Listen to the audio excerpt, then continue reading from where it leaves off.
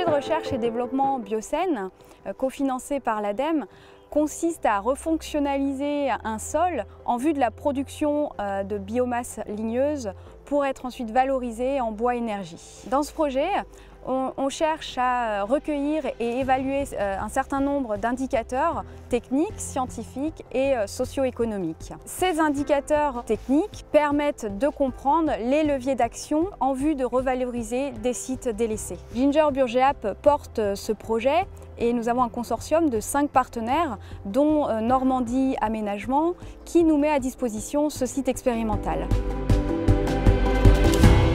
Bienvenue sur le site de la SMN, donc site de la SMN, Société métallurgique de Normandie, qui fait l'objet de 3 projets d'aménagement portés par Normandie Aménagement, donc toujours dans une démarche de réhabilitation d'une ancienne friche qui représente environ 150 hectares, qui est notamment le réceptacle du projet Biocène.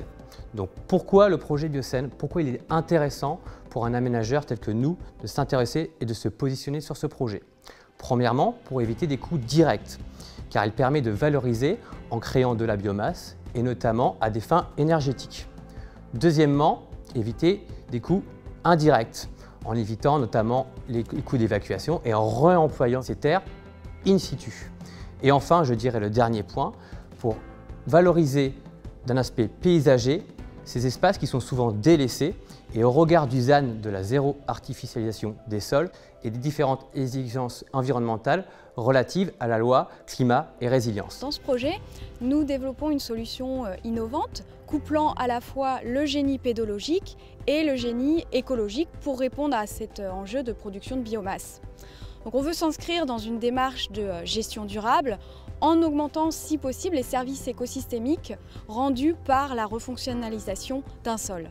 Dans une démarche d'économie circulaire, on va privilégier les terres présentes sur site, issues de l'excavation de terres dégradées et polluées, également issues des matériaux de démolition et de déconstruction.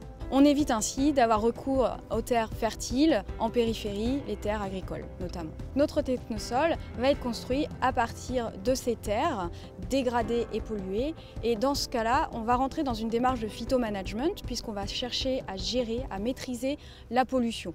On cherche avant tout à couper les voies de transfert dans les différents compartiments, que ce soit l'eau, l'air et puis la biomasse que l'on souhaite valoriser. En effet, ces terres sont constituées de polluants organiques, que ce soit des hydrocarbures, des aromatiques polycycliques, et puis des pollutions inorganiques comme les métaux. La démarche, elle s'inscrit dans la méthodologie nationale des sites et sols pollués.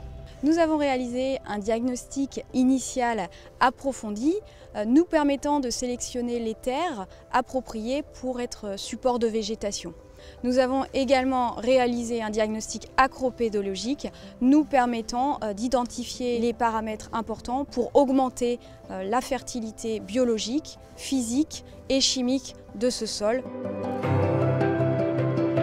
On se trouve ici sur le technosol, donc installé sur 1 mètre d'épaisseur, sur une surface de 1800 m², avec différentes modalités en termes de teneur en polluants, mais également en termes de stratégie d'irrigation si nécessaire. Dans ce cas-là, on cherche à étudier les différences potentielles en termes de rendement en biomasse.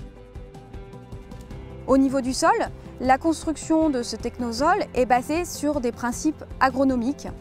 Donc on a d'abord un horizon de surface organique qui assure l'apport en éléments nutritifs et il assure également une bonne stabilité structurale.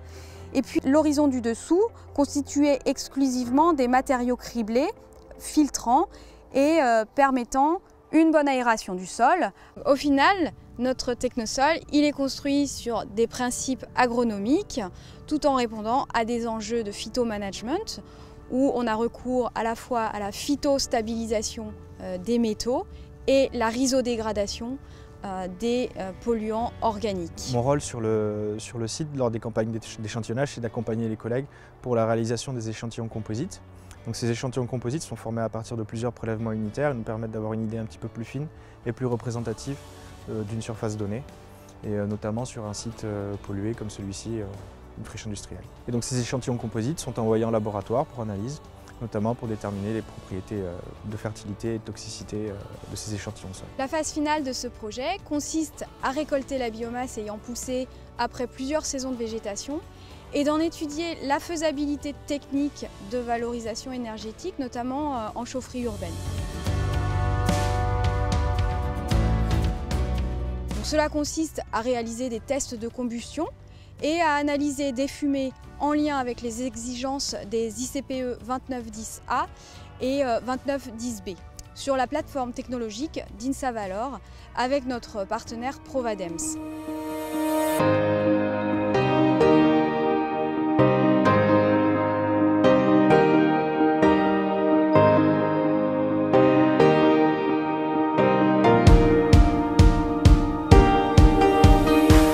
Provadems, c'est la plateforme technologique d'INSAValor, dédiée à la valorisation des déchets et à la dépollution des sols.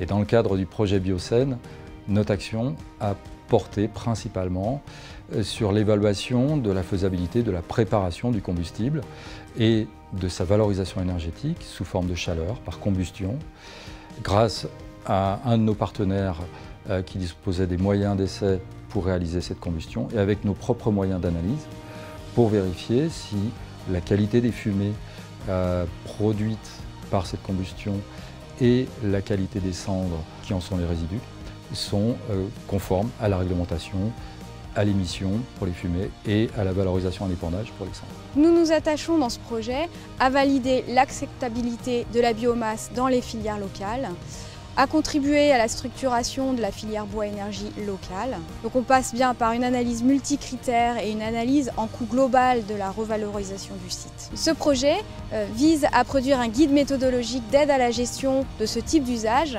pour les aménageurs et les maîtres d'ouvrage.